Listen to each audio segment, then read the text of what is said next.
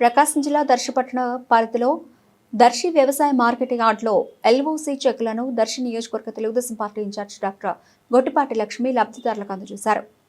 ఈ సందర్భంగా ఆమె మాట్లాడుతూ అవసరమైన వారికి ప్రభుత్వ సహాయం సమయానికి అందేలా కృషి చేస్తున్నామని తెలిపారు.